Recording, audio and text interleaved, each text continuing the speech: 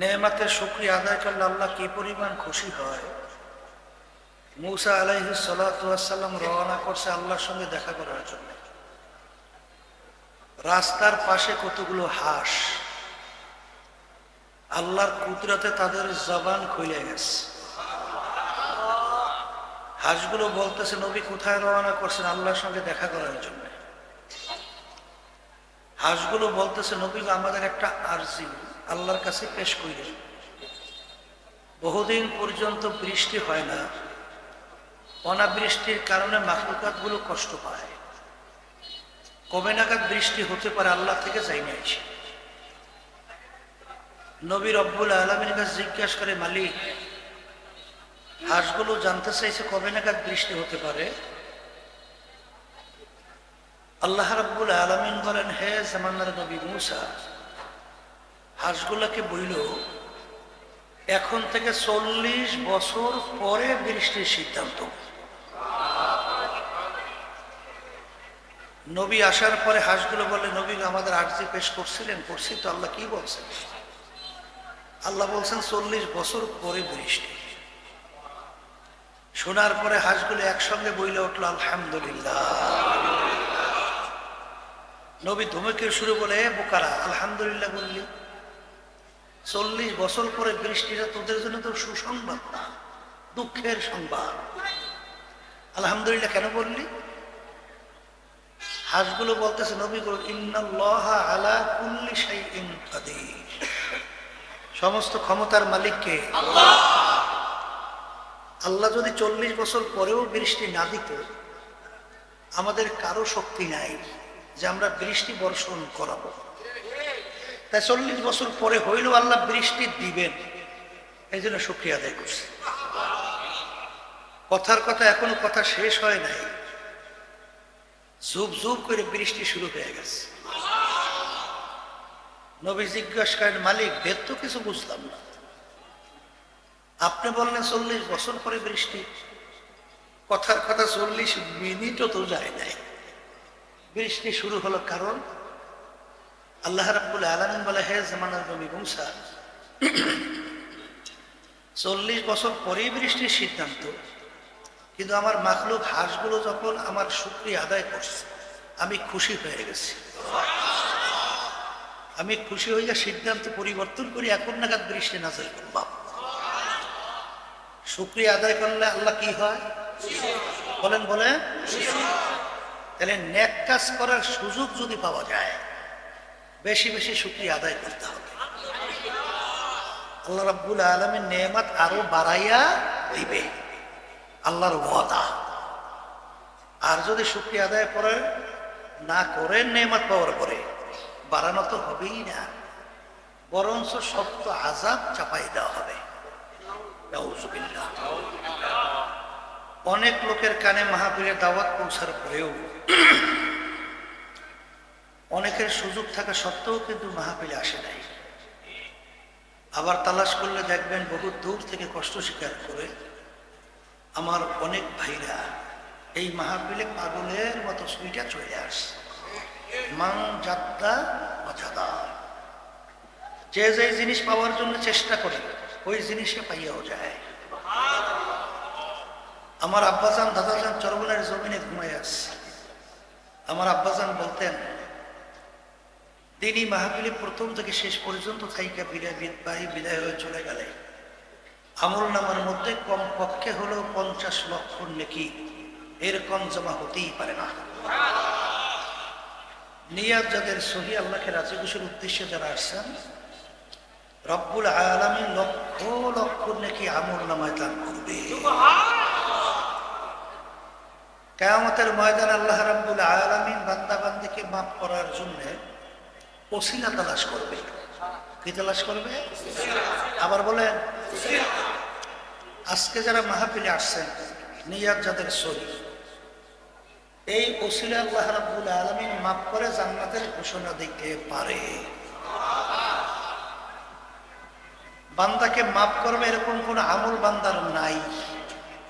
হাদিসের ভিতরে ঘটনা আসছে, আল্লাহ রাব্বুল আলামিন বলবেন ফেরেশতারা, দেখো তো আমার বান্দা কখনই হক্কানি আলেমদের সঙ্গে এক দস্তারখানে মাজলিসে বসছে কিনা রব্বুল আলামিন জীবনে একবার পাওয়া গেছে, যাই ওসিলে আমি ওকে মাফ করে দিলাম। তা যারা মাহফিলে আসছি আল্লাহ যদি কবুল করে, নিয়া যদি সহি থাকে, লক্ষ লক্ষ নাকি আমল নামায় জমা হবে। আর যারা আসে নাই, সুযোগ ছিল, এই ওদের বুঝের অভাব। কিসের অভাব? কিসের অভাব? আর এই বুঝের জন্যই মাহফিলের ব্যবস্থা। এখন বুঝবে কারা? বলেন যারা মানুষ। বলেন কারা বুঝবে? আর সুরাতের মানুষ ভিতরটা আবু জাহাল বা সাহেব আবুল আহাদ মার্কা, এরা কি বুঝবে? এরা কি বুঝছিল?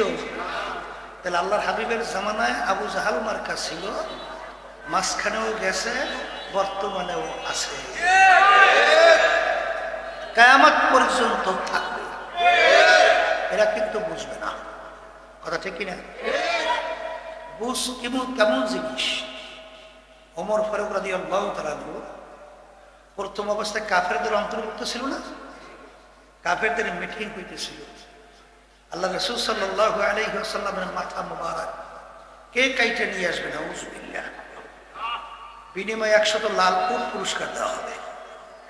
কেউ সাহস পায় না। ওমর ফারুক রাদিয়াল্লাহু তাআলা খাপ থেকে তরবারি বের করে দাঁড়ায় গেছিল, আমি পারবো। নাউযুবিল্লাহ। কাফেররা দেখলে এমন ব্যক্তি দাঁড় হয়েছে, পারবেও। তারা অপেক্ষা করতেছে। মাঝখানে কি ঘটনা হয়েছে আমরা অনেকেই জানি। এমন বুঝ আল্লাহ তাকে দান করলেন, ওই তরবারি নিয়েই সর্বপ্রথম ইসলামের পক্ষে দাওয়াত নিয়ে নারায়ে তাকবীর স্লোগান তৈরি রাজপথে রাস্তায় নামছিল।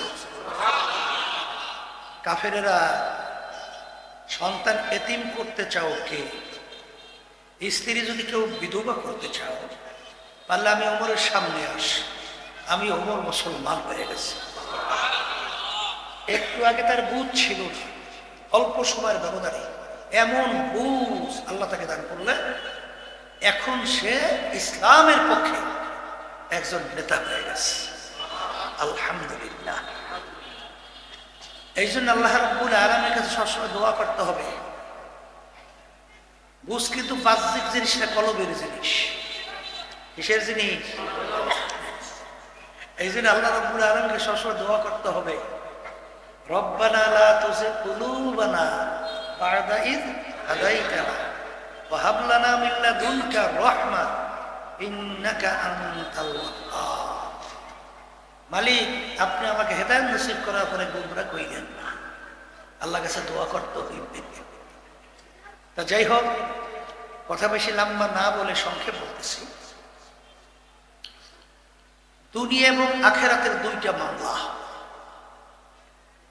দুনিয়ার মামলায় যদি কেউ 5-12 ঠকে, আবার এই মামলার ভিতরে চেষ্টা করলে আপিল কইরা জিতবার আশা করতে পারে। ম্যাজিস্ট্রেট কোর্টে যদি কেউ ঠকে, আবার আপিলের জন্য জজ কোর্ট, সেখানে যদি ঠকে আপিলের জন্য হাইকোর্ট, সেখানে ঠকলে সুপ্রিম কোর্ট সিঙ্গেল বেঞ্চ, সেখানে ঠকলে সুপ্রিম কোর্ট ফুল বেঞ্চ, সেখানে ঠকলে প্রেসিডেন্ট কোর্ট, তারপরেও ঠকলে আন্তর্জাতিক কোর্ট। এরকম ধাপ ভাই ধাপ। অনেক আপিলের সুযোগ আছে না নাই?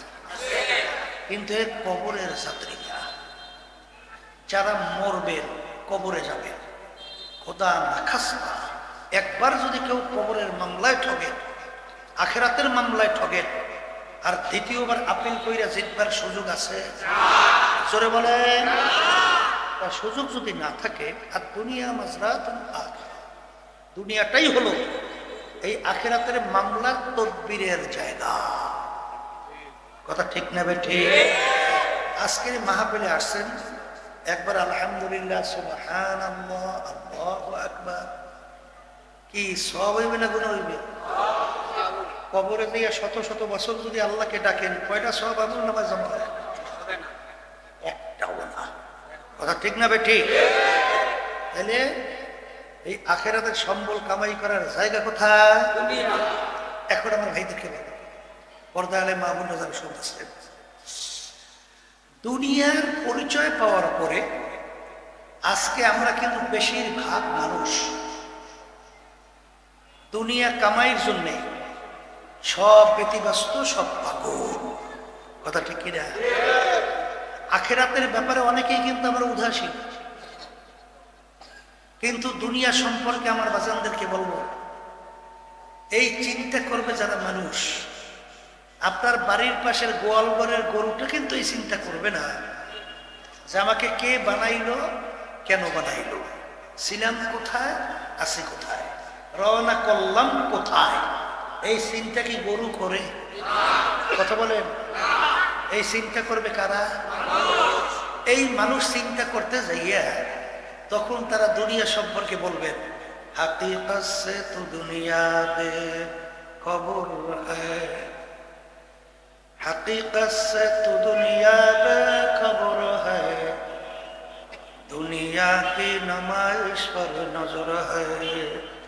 মোবাইলে লাইটটা জ্বালাইছেন কেন? দুনিয়ার হাকিকত সম্পর্কে যারা চিন্তা করছে তখন তাদের কাছে উত্তর আসে। আল্লাহ রাসূল সাল্লাল্লাহু আলাইহি ওয়াসাল্লাম বলেন, আদ-দুনিয়া সিফাতুন ওয়া তালিবুহা কিলাব। দুনিয়াটা হলো একটা মরক, দুনিয়াটা হলো একটা মুর্দার মতো। পানির ভিতর থেকে যখন মরক ভাইসা যায়, ওর পিছনে কিন্তু কোনো মানুষের দল দৌড়ায় না, ওর পিছনে দৌড়ায় কুকুরের দল। কিসের দল? কখন নদীর কিনারায় মরক আসবে আর সেইরা ফাইরা খাবে, এই চিন্তায় পিছনে পিছনে দৌড়ায়। আল্লাহ রাসূল সাল্লাল্লাহু আলাইহি ওয়াসাল্লাম বলেন, দুনিয়াটা হলো একটা মরগের মতো, এর পিছনে যারা পড়বে আখিরাতের স্থায়ী জিন্দেগি যারা ধ্বংস করবে, এরা হলো দুনিয়ায় কুকুরের দল। কিসের দল?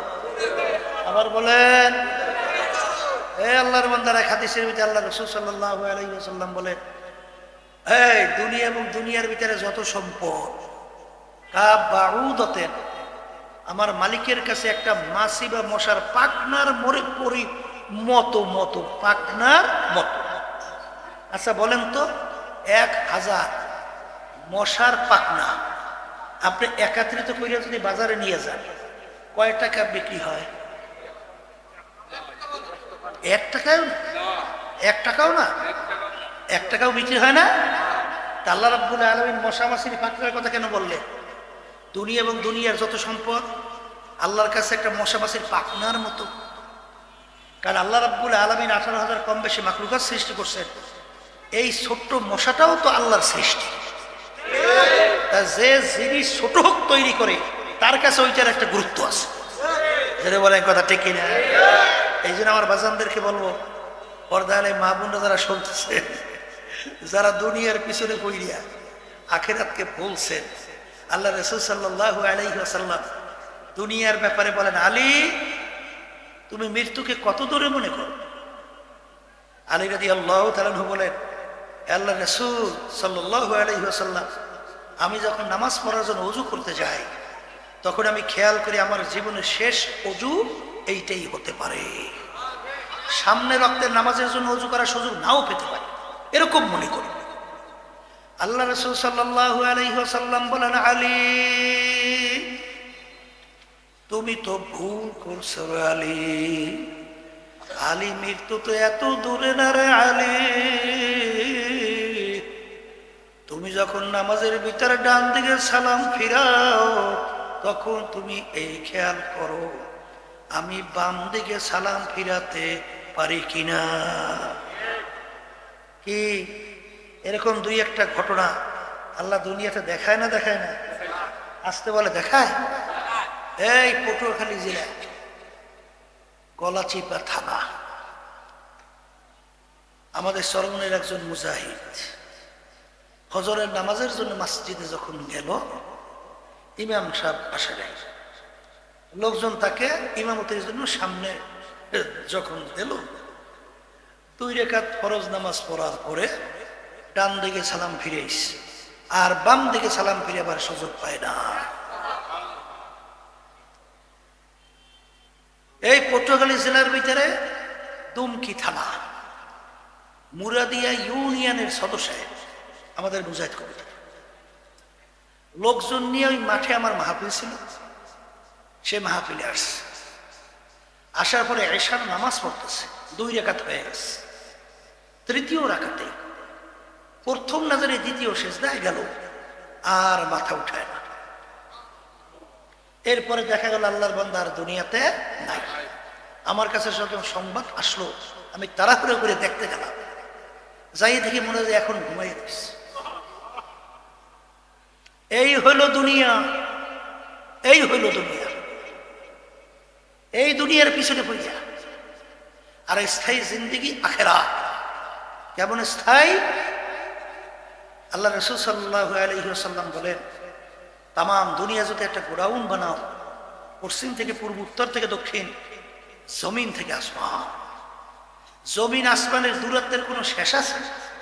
আজ পর্যন্ত হিসাব করে বের করতে পারছে? তবে আন্দাজ করা যায়।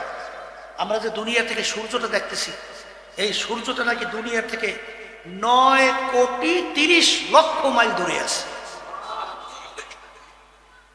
এরপরে তারকা আমরা দেখতেছি না, ওই এক একটা তারকা নাকি সূর্যের চেয়ে কোটি কোটি গুণ দূরে মাইল। এরপরে নাকি তারকা, সেই তারকা নাকি সেই তারকার চেয়ে কোটি কোটি গুণ দূর মাইল। এরপরে বৈজ্ঞানিক আবিষ্কার করার পরে বলতেছে এত দূরে তারকা আছে, যেই তারকা সৃষ্টি করার পর